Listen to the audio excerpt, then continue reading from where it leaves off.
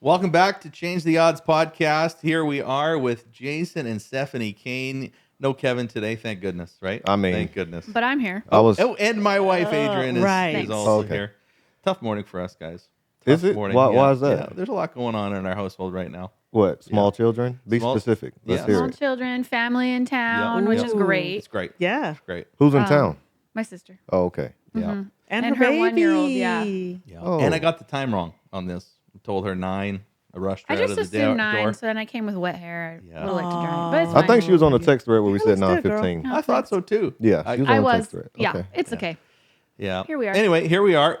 Jason Caine, one of America's greatest preachers.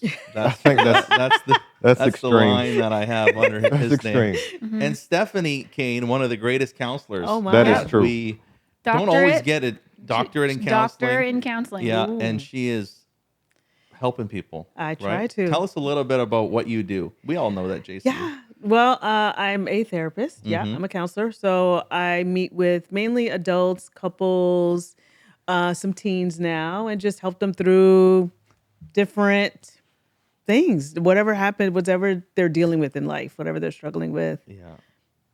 that's what I do. And you help Jason get through the day, Praise You God. know. right? That was Yeah. actually one of my questions. Go Like, ahead. do you counsel him on the daily? No. Oh. First of all, Jason is also a counselor, actually. He has a master's degree in counseling as well. What? It's the best Yes. best kept secret. I would have never So- known. That's why I'm so Two compassionate. counselors here. That's The why he's so advice you've compassionate. given me, that's shocking since the advice that he's given me over the years.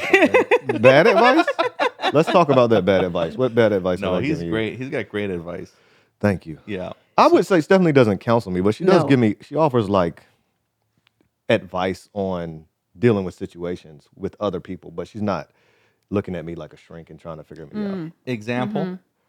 out. If I'm dealing with a conflict at work, or if I'm going to talk to a coworker, she'll help me shape the conversation so that I don't crush the person. Yeah. And you're sitting at home watering your plants. You got lots of plants. Lots This is of something that I plants. need everybody Big to know. plant girl. So Hundreds many of plants. How many plants, Jason? There's 144 downstairs. No. What? Yeah. Yeah. What- Just He's not downstairs. Where did this exaggerating. start? Where did this start of the plant? Okay, it started in 2020 when we were what did they call it? Quarantined. Quarantined. And I was like, I'm fine without people. Like I'm Right. doing okay with just my family. And then all of a sudden all these plants started coming in and I'm like, other people are being so impacted. Let's and be I'm clear. not. She was fine without people before then. I too. think I was replacing plants Even with more. people though. And then I realized plants are actually better long term. than people. Than people. People is more of a, struggle, consider their feelings and stuff. Plants, you water them. Do you talk to them? I talked to them a little bit. Yeah, Yeah. yeah. I talked to them a little bit. Positive I named them. reinforcement. Yeah. Grow, baby, grow. You got this. How many of the 140 are bought? How many are given to you? Are people now knowing that you're a person that That's wants the to cool receive? thing. Yeah. Like plants? once you're known as the plant lady, it's like I'm an easy support your addiction. gift getter. Yeah. Yeah. Hey, but you're People are breathing clean air. enabling me. I am breathing clean air. Yeah. Similar to Jason is not a gift person, so people don't get Jason gifts. We've been very clear about that. in They the should past, not that They get should not Jason get me gifts. You gifts. might be one of the worst gift receivers In the Is that world. True? In the world. Yeah. Yeah. I Yeah. think we need to dive into that a little bit because I'm kind of a bad gift receiver too. Yeah. What does that say about us?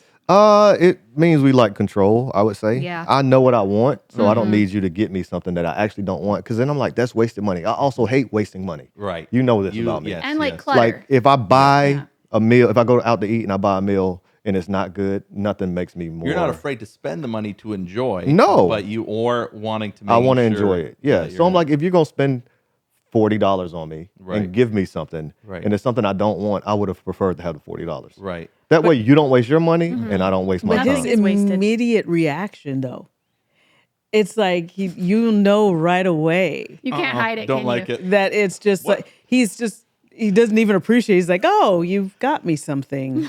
And this, I mean, we don't want to open up too many I wounds. think it's godly that I tell the truth about how I feel about Oh, things. it's because he's a godly Pastoral. man. very, very godly man. Yeah. And what about gratitude and gratefulness? Does Right. that come from? I know how to Godly show man. gratitude about things I'm grateful for, but I can't Which are show very false few gratitude. things. I just can't. So like that. without I like destroying that. his reputation here on the podcast, as you are a decent gift giver and a gift receiver, but does this bring up confrontation in the marriage? Are you a gift wanter? Do you want the gifts? Because he's been pretty adamant to me that the Caine household doesn't need gifts. We don't really do we have not done gifts with one another, rarely. Interesting. We're just like, get what you want. You get what, but lately I kind of want a little something, but I'm a big card person and he does. Okay, this is where you're going to get redeemed. He is wonderful at writing thoughtful cards and those I love. I keep all of them.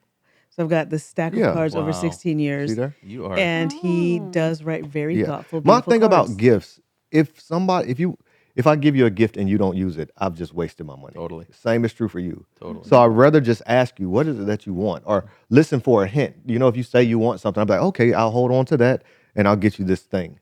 But outside of that, miss me with gifts. Yeah. So are you sentimental? Because then you're sentimental. If you're keeping cards, are you sentimental? I don't know that I'm No. sentimental. But you can write a nice card. That's cool. Yeah, I can. I'd love a card one day, Jason. I'm not buying you a card, Blake. Oh, you buy the card and then you write in it? Yeah. You don't just Yeah. make a card? No, you thought I was like doing a little project like a Like a little 3-year-old? scrapbook Yeah. card. I was like, I'm whoa. not a small child. Oh, I'm that's a great adult idea. man. She loves it. Start making one. Yeah. Okay. Anyway, this is a Consider marriage that. podcast, so we do Yes. like to talk about marriages. You guys are in a lot of different people's marriages. You've seen a lot. You've been counseling through a lot. You've been pastoring through a lot and counseling through a lot. What's kind of going on right now? Where are marriages just getting it wrong? What do you guys see in the world of marriage right now? It's a big question, but take it anywhere you want. I think that people are just really stressed. I mean, anybody who's living in the world right now is just dealing with a lot of just nerves and uncertainty for a multitude of reasons. And when you are feeling overwhelmed and like you don't have a sense of control around you in your environment, that ends up coming into your marriage. So what I'm seeing a lot of, and I don't know if Jason could speak to what he's seeing, but it's a lot of picking at each other and micromanaging and trying to control in ways, easily irritable, which is really your own nervous system alerting you that you're really feeling like you have no control on the big important things. So you're trying to control in smaller things. So, even watching the way your spouse does something, all of a sudden that bothers you and that has to be addressed. So every little thing is getting addressed and it's just exhausting the marriage. Yeah. I would say, I think the thing we're seeing now is like we're reaping the harvest of previous generations' bad marriages. Oh. And so even in scenarios where people stayed together for 20, 30, 40 years, if the marriage wasn't healthy, what their kids saw was also not healthy. And so when they get married, they experience all these issues and they deal with them like the previous generation did. So it causes all sorts of problems. And I think you couple that with what you see on social media with marriages, just sets this unrealistic expectation. So we follow, all these different people on social media. You see their marriage, it always looks like it's fun and games. The house is always together. There's never any dirt around. And we'd make an assumption that, this is what marriage looks like. And I think because we don't have good examples of marriage, then it's bled into the culture. And so I think there's this expectation that things are perfect. As soon as somebody experiences conflict, they go back to their default. And then you have all sorts of issues that spurn from that. So if we're looking at a marriage that is successful or somebody that you want to follow and learn from, what does that look like? Yeah, I wouldn't even say that a marriage is successful. I'll say marriages are healthy or unhealthy. That's good. Right? And so in healthy marriages, conflict happens. In unhealthy marriages, conflict happens. But what happens after the conflict is what's healthy or unhealthy. So in a healthy marriage, people work through the conflict in mature, I would say, God-honoring, healthy ways that help them come to resolution. In an unhealthy marriage, when a conflict happens, you have all sorts of negative things that happen. You have people snapping at each other, people being sarcastic with one another, people digging their heels in and not moving and having a willingness to change and not making the adjustments that need to be made. So I think when we have that happening or when that's at play, and people don't have a good example, then they aren't sure what to do. And that kind of goes to your point about like digging your heels in on certain things and trying to own it and not just be humble. And are you seeing this in all different age groups, or is it tends to be in different demographics, age demographics, or? I think it looks different in different age groups, but it's really across the board. I think it's just a typical human response when you're feeling overwhelmed and you don't have control. You're trying to look for control somewhere, and that's your brain's way of survival. Like, okay, where is it that you can feel safe? Okay, I'm going to stake my claim here. This is something I'm going to protect, this thing more than anything else. And not really questioning, is this worth fighting about. And Jason brings up a great point about, just generational differences and not having that example. I also think like culturally, the out, like divorce being so normalized and the reasons that are supported or understood for divorce are just growing and growing and growing, that people see divorce as just an option that is okay and that they can easily just build a better life. Right. Again, back to what Jason was talking about in terms of comparison. Well, I can pursue what I'm seeing online. That's somewhere. And I can look for that. So let me just go ahead. This could be done. And I can go ahead and find this other spouse who's going to give me this life. And it's not true. It's fully curated. Right. So it's a Yeah. it's a trick, really. And people aren't intentionally tricking, but I think people are just misled in that. Yeah, and not to bash on people who've been divorced. Of course, there are means and reasons that are Oh, there are valid for divorce justifiable and reasons. justifiable. And I think the conflict within marriage can get so difficult that it seems like that's the solution. But what I found is that divorce doesn't solve the problem. No. It just confuses it and multiplies the problem because then there are other things at play that make it hard. So I think that's a difficult thing that happens. Sometimes it feels like the answer and it isn't always the answer. So So then what do you do if you're at a stalemate though with your spouse and there's just like a thing that both of you aren't budging on? Yeah. How do you move forward? Yeah, so this is a real issue. I think Stephanie and I deal with parenting.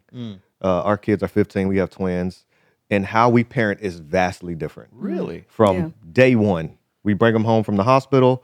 They have a nursery that we set up. Certainly, they're gonna sleep in the nursery, right, Blaine? That would make sense. Yeah, Yes. yeah. No, it wouldn't. But instead, they slept in our room. And so I would say for 2 years, we had a stalemate where she wanted them to sleep in our room. I wanted them to sleep in the nursery.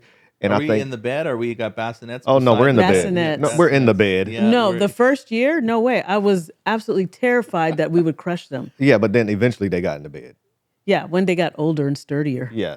Bro, we literally last night. Oh, I yeah. don't know what happened in our I woke household. up and two of our kids were in our bed. I thought Oh, all yeah. three of them are. It at was some our point. oldest and our youngest Yeah. were middle. So left hot alone. in our.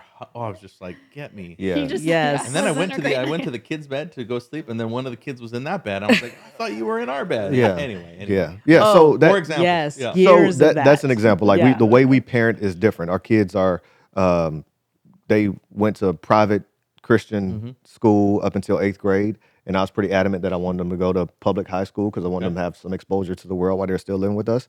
And so what would have happened in the past, we would have had this big fight. I want them to go to private. I want them to go to public.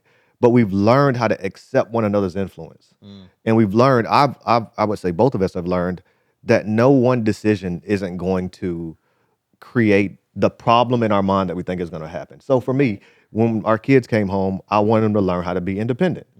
Stephanie's like, well, they're dependent on us right now. I'm like, well, if they're dependent on us right now, they'll always be dependent They're on 4 us. years old, We'll Jason. never They get them out the kinda bed. need Yeah, us still. yeah. And so if I was mature when I was dealing with that, I would have been like, okay, it's okay for me to go through this phase. Eventually, they'll be out of our bed, Right. and they are out of our bed. But I thought that's how it would be forever. And what you'll find out is things are not going to be like that forever. There are phases and stages to everything. So I think if you find a stalemate, one of you has got to be willing to yield. And build a tolerance for tension, because right now I realize Jason's parenting style of pursuing independence and instilling that in our kids is still a tension point for me, because I'm a big nurturer, protector. I'm the anxious parent. I worry about all the things that could go wrong. But I realize that our kids are 15 now. I need to let go more, and he's better at it. So I just yield to him. And I know that the tension that I'm feeling, the stress that I'm feeling, that is for me to process and deal with. He's not responsible for making me feel better about it. And I think that's what happens that kind of derails some stalemates or creates stalemates is people go, well, I don't feel good about it. So we have to keep battling this until I feel good about it. Yeah. And that's not the case. The way that you deal with conflict sometimes is you go, you know what? What's best for the situation? If I take the situation out and I go, what is needed for this situation? And you have some humility to say, maybe my idea is not what is Yeah. best for this situation. Let me just take me out of it and say, well, it makes me feel uncomfortable. Okay, well, that's a growth area for me that I'm just going to have to learn how to build a tolerance for. Yeah. And like reflection, self-reflection, Yes. to be able to recognize that. Yeah. That's also And I not- think recognizing we don't have to do everything the same. For example, a couple years ago, she got the Life 360 app. You know, that's how you Yeah. Oh, yeah. stalk Yeah. your kids. Oh, yeah. And I'm like, if that's what you need for your own mental health, go ahead. I don't need don't have the app. I don't want to know where they are at all times. I mean, us growing up, we would just leave the house and come back Yeah. at a certain time. I don't need to know how fast you were driving. I don't need to know how hard you were braking. I don't need to know how many, like it says all of that. everything. How many times Yes. you Doesn't picked your that phone cause up. more anxiety? I would imagine Not so. for you, but probably for you. I would imagine so. I don't want to know. Okay. I want to know where you went, and I want to trust you now. If our kids show themselves not to be trustworthy, which I don't think would happen, then I might track them more. And I have the Right. Yeah. ability to track them, but I just don't need to. Yeah. And so they're going to be driving by the end of the year, which I anticipate Wow, some that's crazy. conflict between us. Yeah. Once they Yeah. start driving, she'll want to have more rules, and I'll have less rules. I'm like, just be home on time.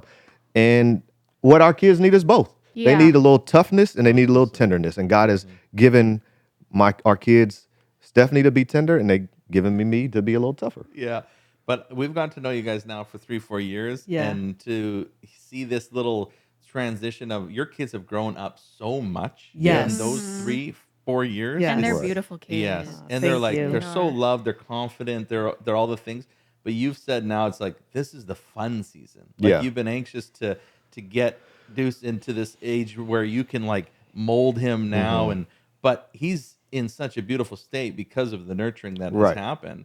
Where it's fun to hear a couple acknowledging the fact that if you zoom yourself out, you are so important here. You're still important, but now I get to use some of my gifts and my passions. Yeah. And now there's going to be a whole nother. You're going to be able to coach Steph on letting it go. Once Yeah. they get married, once they move on, it's going to be tough. Yeah. Right. But if you acknowledge that, and you got to have a little bit of sympathy, empathy Of there, course. right? But at of the course. same time, Don't peg me as some Somebody's getting defensive. some Yeah, empath. whoa. Like don't Whoa, let's what does not act that like I'm mean, not Steph? an What does that empath mean? at all. I just want to raise children that are able to launch into the world. yes. Yes, Yeah. we Right. all do. Yeah. Yeah. I just think it's really cool seeing how clear the passions and giftings are on the holistic side of the kid for when they're 30 years old. They're going to appreciate Yeah. so much of both ends of the spectrum. We hope, because you never know until you get there. Yeah, you just pray for God's Yeah. grace. But it's really cool when you let go. Like, for example, just me stepping back a little bit and deferring more to Jason when it comes to the kids at this age. Just that he's right. Like, I wanted them to stay at at the private school they were in, because it was now going to be through high school right across the street. I felt like this was going to be really protective. And he was like, no, they're ready. And he was right. They have really grown exponentially. They probably would have done fine at the other school too, but he was right in that it's just, I see their confidence growing in a different way. There is conflict there that they deal with, and I see that we're involved in helping them navigate those conflicts of being in Yeah. a completely different world. And I probably would have overshielded them Yeah. from that. So a healthy marriage, I don't think, is always being in agreement with each other. No. But it's always engaging one another. Right. Yeah. Right. Let's talk this through. Let's find a resolution, and let's do it in a calm fashion, not get overly emotional. Let's discover what's best together. Yeah. So are you asking each other questions about driving now before it happens? No, we'll just wait till it happens. Yeah. and We'll figure just, it out. yeah, but I did tell Jason, I was like, you are in charge of driving. Okay. I do not have, that's also like just having enough self-awareness to know like what is it that you can handle and what you can't. And I know that the driving territory is just something that as an anxious parent is going to be too much for me. And I'm just like, you know what? I'm going to let you take the lead on this. And I'm just going to have to deal with my own anxiety around it. Right. So now you guys know each other well, where you know that self-awareness piece. But like back up 10 years ago, do you guys remember a moment or a fight that just you were stuck for a while? And like, what were the first steps? Because now I'm thinking about someone trying to gain a little bit of wisdom, and they're like, no, we're stuck right now. We're stubborn. Yeah. I know this way. I know that way. Or she knows that way. Yeah. What are those like first steps? So if we just go back to the example, like the kids being in the room with us, Yeah. and all of that, I would say a turning point for me. I was at church talking to some random guy about marriage and life and family and all this thing. And I'm like, yeah, man, my kids are 6. They still come get into bed with us and it's exhausting. He's like, dude, that's a blessing. One day you're going to wish your kids were around and wish they were in the bed or near you and wish that they had that protection. And I was like, maybe I need to accept this wisdom. And I think being willing to be influenced by other people is a positive thing. Now that influence needs to be positive. This is Yeah. coming from a guy whose kids are in their 20s, 30s. He has kids who I would love my kids to Right. turn out like that. Right. Yeah. So accepting influence from people who are a stage ahead of you is extremely important because the two of you aren't necessarily going to know what to do in that stage. But find somebody in your community. For us, it's Desiree Snyder. She works with us. Her kids are in college. And we've been able to lean on her heavily, kind of like as a mentor, coach, friend, Yeah. as we navigate the high school years. Like, That's cool. this is what I did with my kids and this is what worked. And be aware of this. So I would say accept an influence from a wise outsider is a huge thing. Yeah, I think that's important. That's a great point. And I think at the core of it's trust too. And maybe the conversation with your spouse is not about the thing that you're stuck about.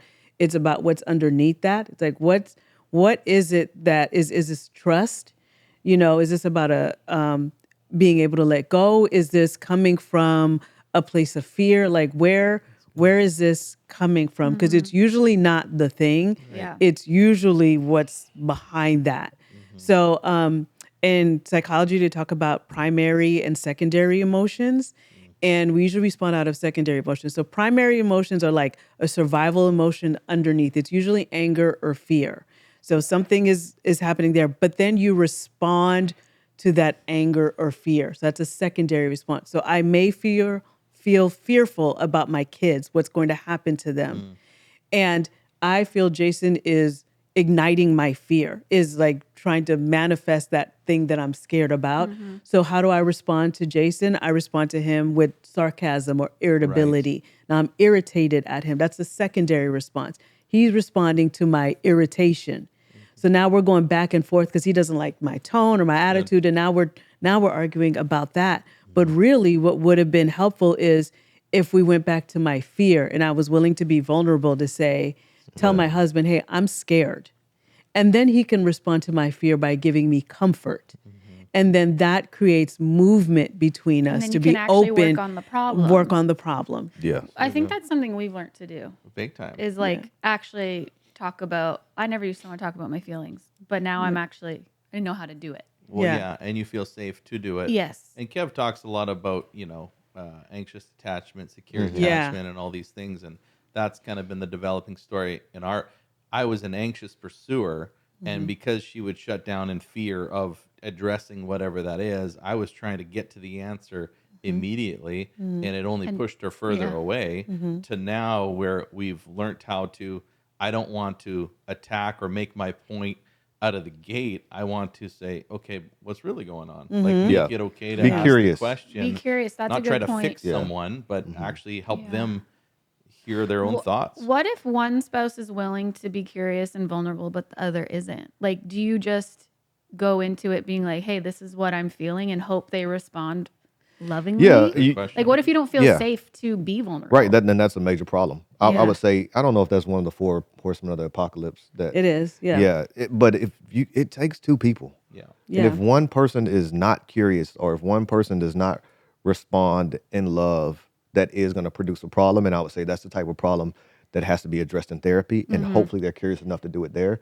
But again, that's the thing where people are like, forget this person. I'll just go on to the next one. And then the problem shows up again. It makes me wonder in that moment if they're emotionally activated. So there's one tool that I use with clients. Well, there's 2 tools that I use with couples that I work with. And one of them is the red light, green light, yellow light. And basically when you are having a heated conversation with your spouse or it gets heated, if you're starting to feel yourself getting super angry, like I am at a 10, like I'm really frustrated or whatever, then that's a red. That signifies red.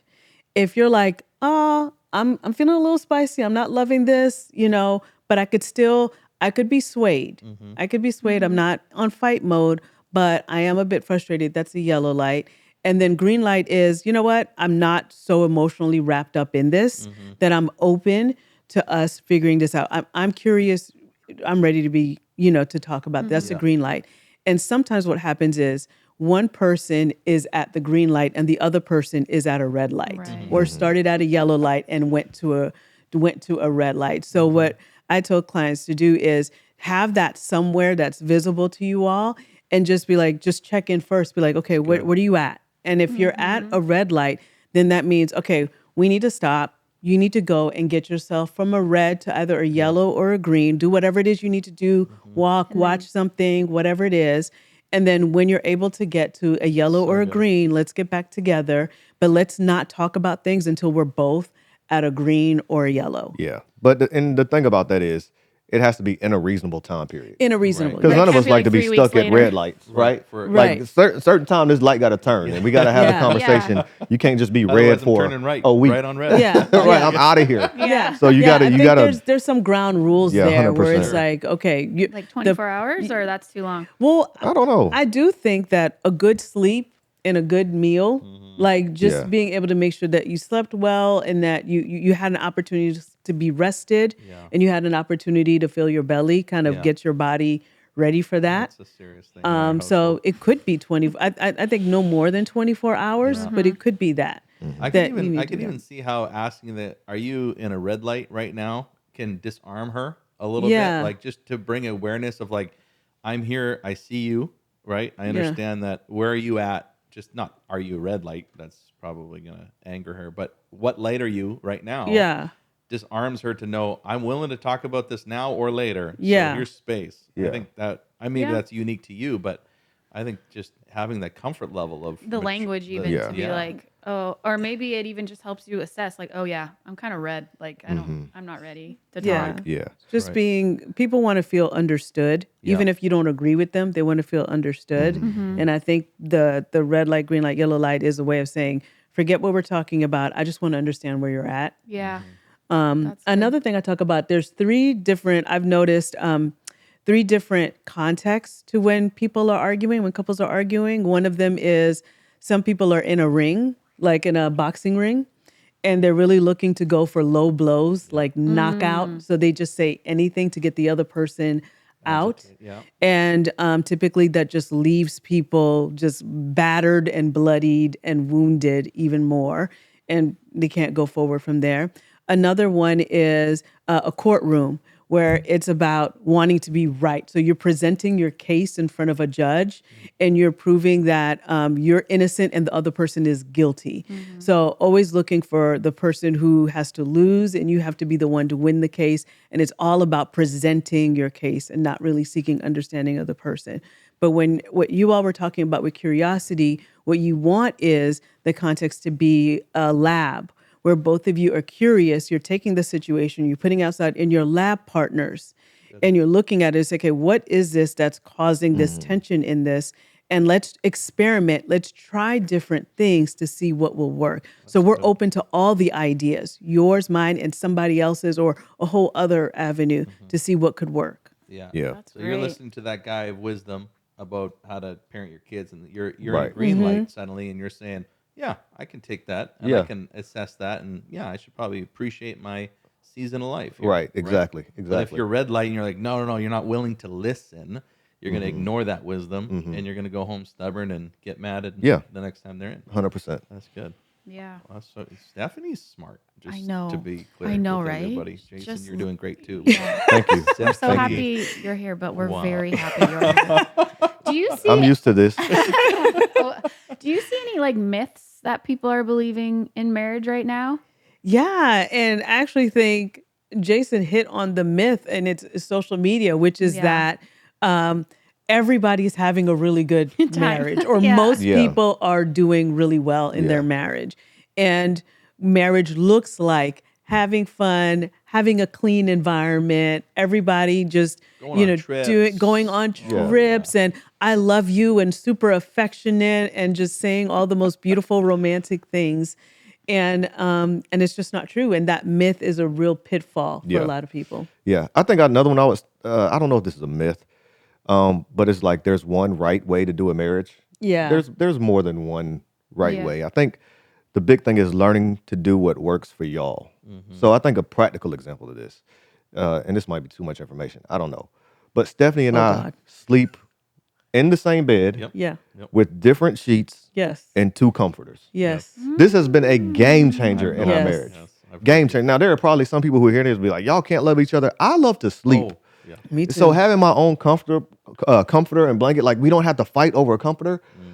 It might be freeing for somebody out there to learn. Y'all can have 2 comforters in the same bed. Or do they match? Are they the same color? No. no. You not have like 2 necessarily. different blankets. Yeah. Yeah. Yeah. Cool. It Even when is- we go to hotel, the first thing I do it's like you ask- is your say, whole set. while his I'm own checking in, set. I need a whole separate set of bedding. Just out of the gate. Just Yeah. out the gate. You Yeah. got, do you have a king size bed? Yeah. Okay. And now that works for us. Yep. For somebody else, that may not work, but that's okay. You Yeah. can do what works for you. Right. There's But not one way. there's of not doing it. There's one not way Yeah. of doing certain aspects of Yeah, I was marriage. gonna say Yeah. as long as they're not like breaking any covenants. or Correct. anything, but- Yeah. Yeah, I So- don't think there's a cover covenant in the Bible. right. Yeah, that one sounds fine. Yeah, you must not sleep well Yeah, to have a good. yeah. So you would have communicated that.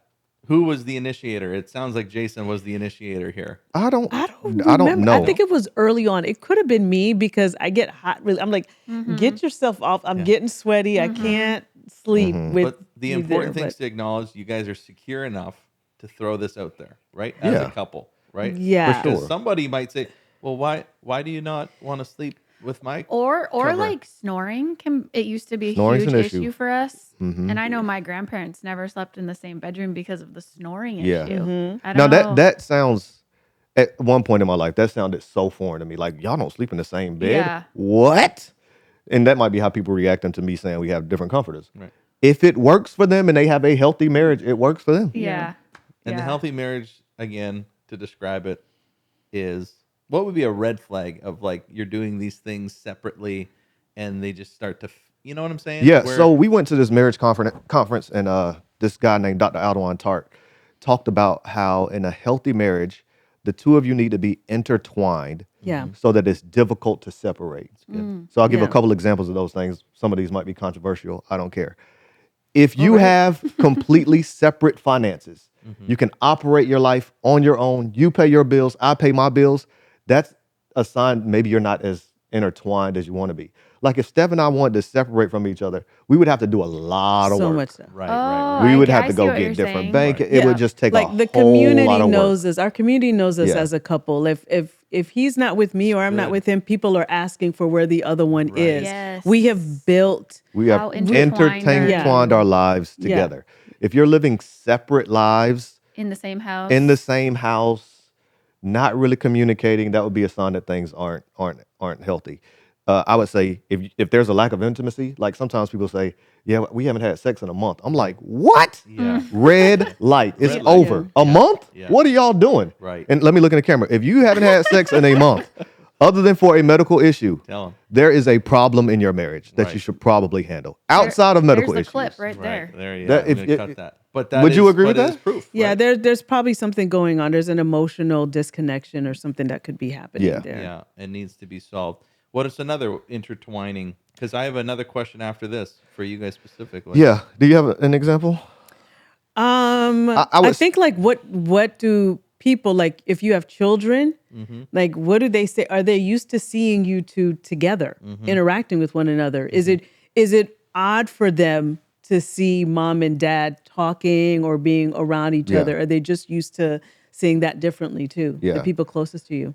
I would say if there's big things going on in your life and the other person doesn't know. Yeah. Yeah. Oh, okay.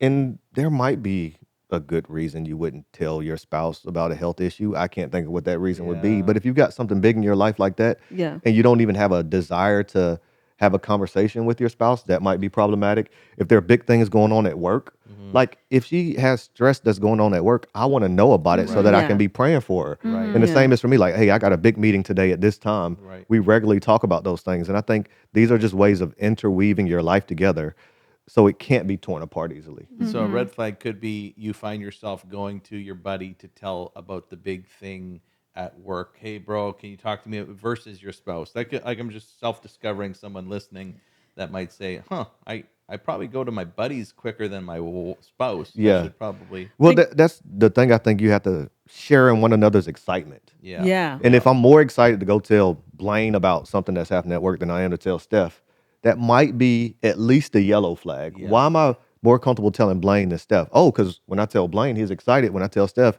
she just moves on. Right. And that can go both ways. Right. Yeah. That's good. Unless it comes to golf. I feel like Yeah, you're I don't- probably Right. more Yeah. excited to There's tell some topics. That's not a big Blaine. thing. You should in- go yeah. to somebody No, else. you come to me, Jason. Yeah, I will. Yeah, I got a hole in one. I told Steph, and I didn't expect her to be I excited didn't know about what it. a She hole doesn't in even one know. was. Oh, Yeah. really? I did not Okay. at the time. Do you ever golf?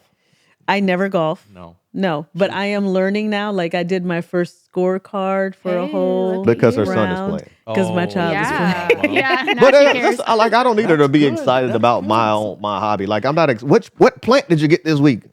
You don't care. I just know they're You just there. know they're So the there. important Yeah. things. The important It's The things. little things are okay. It's- I mean, supporting even some each of other. Of course, if every little thing she didn't care about, that would be a Well, problem. yes, of course. Yeah. But I think it's supporting, like Right. creating space so that he can golf. Mm-hmm. Like there's room in the marriage for our individual Yeah. interests that have nothing to do with each other.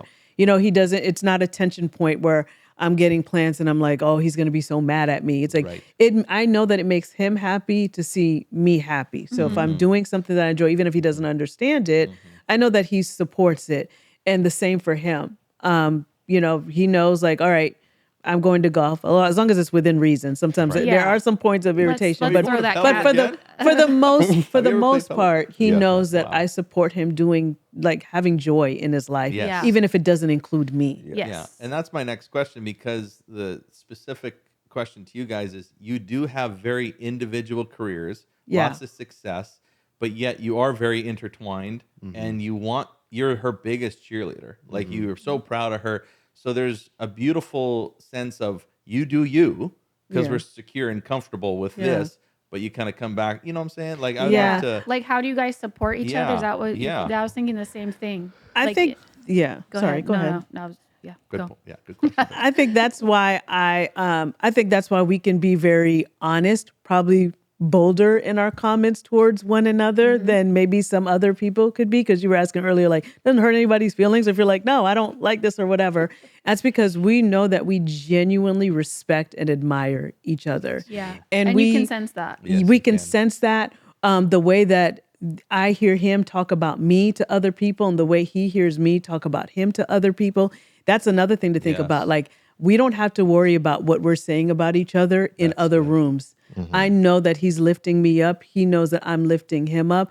I am not, I'm not bashing him. I'm just really just respecting him, and he does the same for me. And because of that, and when we talk to each other, we celebrate each other's success. We encourage each other and push each other. Like, oh, I know you can do this. Hard thing is ahead.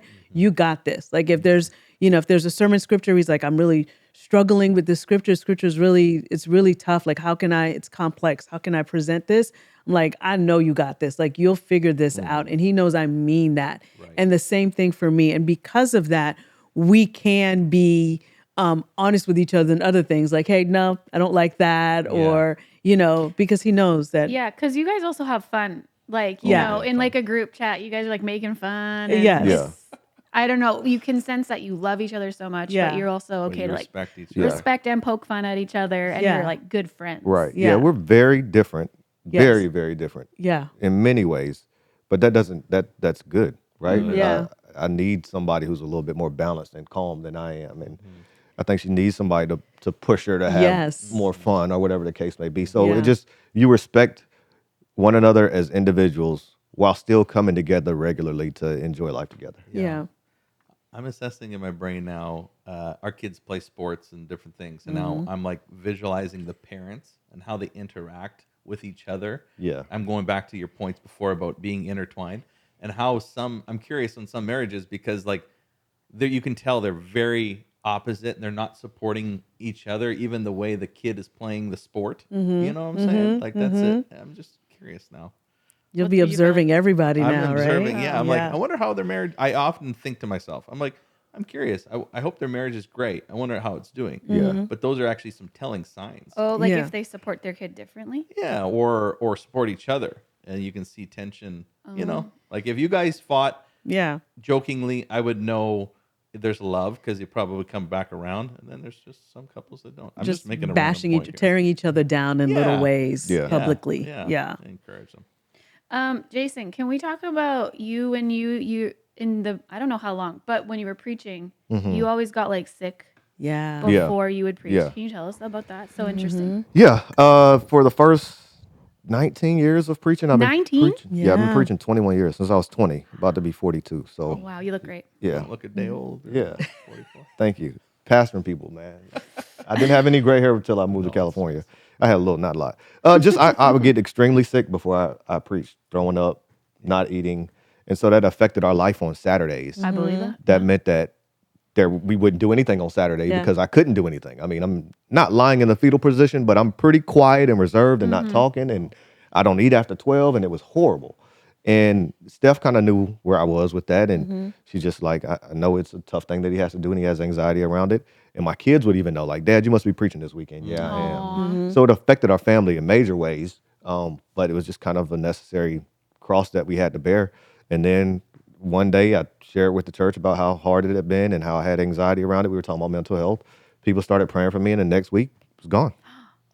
It was a Yeah. healing. That's yeah. amazing. Yeah. Yeah. Yeah. So, Steph, did you feel like as a counselor, like, did you want to try and help him through that? Or what was your role in supporting him that way? And why did you, sorry, I have a couple questions around keep this. going. Why did you feel like, how did you know it was something you had to push through and not just give up on preaching? Because for me, I'd be like, if it's affecting my family and me physically, it must not be for me. Because with comedy, I even have like, you know, physical reactions to doing it, not Yeah. that bad, but, and I'm like, is it something I need to push past? Or is it like a signal to be like, hey, maybe you're just not supposed to do Yeah. this? I mean, for me, preaching is like, it's what I'm called to do. So you knew. So if something is your calling and it's been affirmed by other people and you've had a moderate level of success with it, it just knew I just had to bite down on the mouth guard and go through it, right? You just, sometimes you just got to go through it, even though it's hard. Just because something is a hard thing doesn't mean it's something that you should stop. So I just would power through it, knowing I know once I get on that stage, I'll be fine. You'll be fine. Yeah. So I had enough experience of knowing that I'll be fine, that I could do it. But the big piece is that you were affirmed, and this is something that you were very confident that this is, Yeah. I got to do this, so therefore I'm going to continue to Yeah, do it. and a 'Cause lot that of is a good question. The affirmation was from Steph. The affirmation was from other people. The affirmation was from God and seeing results. And the affirmation was for other opportunities. Like the Bible says, your gift will make room for you. And I adamantly believe in that. And so every opportunity I've had in ministry wasn't something that I sought after. It was just a door that God opened. And so I think all of those things just kept me in it. I don't think anxiety alone is a good indicator that you should not do something. I think with Jason, he had an anxiety paired with resolve and peace. So yes, he had this anxiety that was gripping him, and you could see it on him every time he had to preach. But he also was resolved in knowing this is what I'm supposed to be doing, and he felt a peace in knowing that even though I'm anxious, I should do this anyway. And that coupling helps. Anxiety alone of just like, okay, anxiety is making me feel like this, so maybe I shouldn't do it. That's just not, because in the Bible normalizes the anxious feelings, but it doesn't empower anxiety. It just acknowledges anxiety as part of the human condition. It's the limitations we have as humans. But the Bible doesn't say, okay, anxiety should be the compass for how you should decide to do things. It shows, it repeatedly shows people in an extremely anxious state doing things anyway. Yeah, Jesus in the Garden of Gethsemane before he goes to the cross, Right. sweating drops of blood. Yeah. That's telling the me? height of That's anxiety, the right? height of anxiety, but he doesn't. So I feel like the Yeah. Bible shows us That's how so to good. do things anxious. Yeah. Man. But then how do you know what your calling is? What if that's the struggle? What if you're like, okay, I get this anxiousness and I'll pursue it if it's my calling, if this is where God wants me. But what if you're like 95% sure? 95% sounds good That's enough. Okay, pretty what good. if you're 50%? That sounds good enough too. Yep. But Just- what's going on here? Because she knows where she's supposed to go, but yet she can't. Well, no, but I don't know. I don't know. But what if you go and What's faith? yeah, exactly. Like God tells Abraham, go to a land that I will show you. He doesn't tell him where he's going, doesn't tell him how long it's going to take to get there. He just says, go to that land. So every step Abraham makes toward that destination, he's getting closer and closer to what God told him to get to. He had no clue how far away he was from it. So I think clearly you're talking about comedy. You just take take the steps toward Where you it. getting that from? Take the steps toward it. And I think, again, your gift will make room for you. Are you getting opportunities? Pursue those opportunities. Go after that very thing. I think we want 100% Yes, we do. the Yeah. surety when we start doing something that it's the right thing to do. And I think faith rewards taking steps, even if you don't get to the destination you thought you were going to. Yeah. Because a number of like business people who started off in business doing one thing, did it for years, thought that it was going to lead to a certain destination, then they pivot at some point and they get to the actual thing that they're supposed to be doing. That's a good thing. So Yeah. just take the steps of faith until Yeah. God tells you something else to do, Yeah. and or you pivot and just continue down that path. Yeah, and I think about my little story of I always thought hockey was going to be my ministry lane. Always wanted to use the game to show the guys on my team that there's a different way to live life. And of course, I would have made mistakes along the way, but I think I was this positive influence on them. And then I coached, and then I managed, and then I used all these gifts and skills that God had kind of given me along the way. And I'm like, I'm probably gonna be in the NHL. I'm gonna be a coach one day. I'm gonna do this. And once I get to the NHL, I bet you I'll be able to tell about Jesus a bit more. That was kind of my thinking. But Jesus was kind of always my thing in that. And then as we shifted the streets that we were on from hockey into ministry into church, suddenly I was like, man, everything that I've used and learned now applies. Right. I think I should Even more continue so. on this journey. And then talk about anxiety. I would have panic attacks constantly too at night and wake up to the point where Adrian would be like, it would happen so regularly that she would go, "Shh, you're gonna be fine." It's like Scoop of water usually on it your was face. like, "Are you okay? Yeah. Is everything gonna be okay?" And then it happens so regularly to the point where I hit apply for ministry, and then God woke me up that night. I was having a panic attack, and then he said, "You're not dying. I have a plan for you. I'm gonna use you." Gone. That was the Yeah. last time I had Wow. that, which Yeah. is crazy. Yeah. Because you've tried everything. And this is like the tough part to tell someone who's struggling with it. It's like, fortunately for me, that he just healed me. Yeah. I know that you're still going through it, and it's not just as easy as this, but have faith in this obedience, Yeah. right, into the things that he's wired you to do, and the peace and now the joy is off the charts for what I'm doing. Yeah. Because I'm in my pocket. Yeah. Yeah. I can't wait to mold a team together to do a thing in order to have all their gifts glorify God because he gave them. But you're Yeah. also just like super positive all the time. So really, whatever you do, you're happy. I do. We don't all have that gift, right, Jason? Wow. Yeah. comedy, guys. Yes, it's great. I think like, it's a cliche saying, but I think cliches work sometimes. If you shoot for the moon, you'll hit the stars, or whatever the saying is. I think in life, for you, the moon was the NHL. You missed and you slipped over here in a different lane where God is still using you. I think what can happen is anxiety can paralyze us and make us do nothing, where doing something is better than doing nothing. So my son Yeah. right now, he wants to be a professional golfer, and he works hard at it. Yes. He works hard. I mean, he hits balls for hours. We drop him off at the golf course at 8. He leaves at 7. I mean, he's there all day long. Yeah. Okay, say he doesn't make it to be a professional golfer. He will always have the skill of golf in his life. And right, wrong, or indifferent, the skill of golf will help you Yes, it will.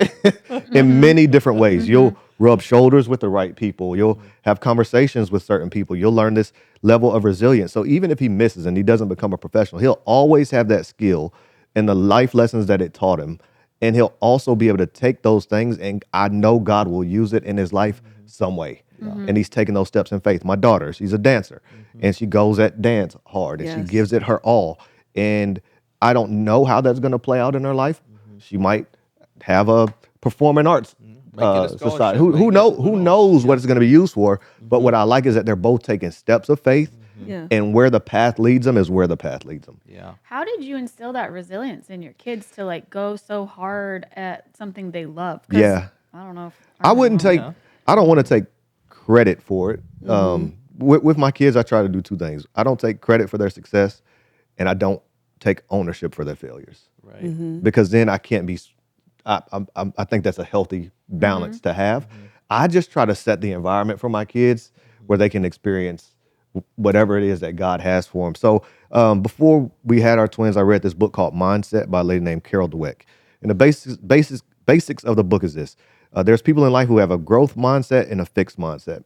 So in a fixed mindset, if you have a kid, say they're 5, they do well on a test. I don't know if you take tests at 5, whatever age, use whatever age you want. And you tell your kid, oh, you're so smart. Well, that's a fixed mindset because you're equating them doing well to being smart. While on the other hand, a growth mindset, you have a kid, they make 100 on the test, you tell them, oh, you must have worked so hard to get that grade. Because then they start equating hard work to success. And so I would say the thing that I've instilled in my kids mostly is this growth mindset of hard work is the thing that leads to success. Now, you can work hard and not have success in life, but most times if you work hard, you're going to get to a desired destination or outcome much more than if you didn't work hard. But it's clear to me too, like we talk a lot about identity. That's been like the last 3 years of like discovering what is my identity is no longer in hockey. I think at times I was going to be the hockey guy, the hockey coach. I am now a child of God. Jesus loves me. It's all these things that I hold that, and I can sense that with these kids. It's like all these skills and attributes are good, but the main thing is eventually all that you're going to have is Jesus. So don't put your identity in the test results, in the golf game, in the thing. Understand that that's a thing here on earth that temporary. we'll enjoy. Yeah. But there's something greater that will. So I would also say what you do is you reward character, not results. So again, just using the example for my son, was in a golf tournament and he made a smart play off the tee. Just brilliant play off the tee. Because you can't give him advice. You can't give him advice. He's out there on No. So at the end of the day, when we're talking about what was going on, the thing I talked about most was not the birdies that he made, was not a shot that he made, putting it close to the pin. I talked about the wise decision that he made. And I embraced that and I applauded that because that was a bigger deal to me. That was a character thing. If one of my kids is nice to the other one, I talk about that more than I talk about any test result. So it's things that are part of their character that I talk about more than I talk about the result of what they got. Yeah. And you do that, babe. Like I'm kinda deep nervous I down you're don't. doing that. Like Cash, our boy, he had a little baseball season. They all got awards. And you had said like you were proud of the fact that his was best encourager, best He had the attitude. best attitude. That's I was fantastic. like, his award Yes. went beyond baseball, and Right. I was so proud Yeah. that it wasn't like, oh, you hit the most like home runs or Right. whatever. Yeah. Right. It was like, this is a life skill Now, beyond Yeah. ball. now we want the home runs. Yeah, it's nice. I mean, yeah. But Couple bombs. after But this 12th is gonna grade, what's carry. going to matter? Exactly. What's gonna matter? Yeah. Yeah. Yeah. And another kid got like most joyful or best celebration. I was like, these are like Yeah. eternal, Qualities. like Yeah. yeah, Yeah. beyond just Fruits the of the sport. spirit is what it is. Yeah. Yeah. So I love it. Anything else?